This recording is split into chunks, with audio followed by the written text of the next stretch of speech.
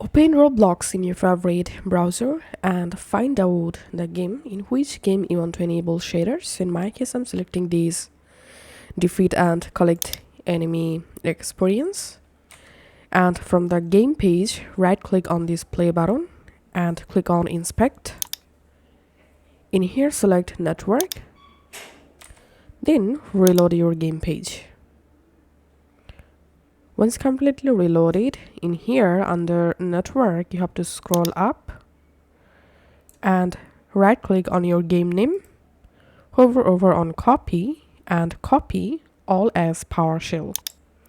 And then come to this website. You get this website link in my video description box. In here, paste what you just copied. Then click on enable shaders. It may take some moments to enable shaders for the experience. And here we can see shaders enabled successfully. Now you can go back to your game page, you can close it, and now go ahead and start to play the game.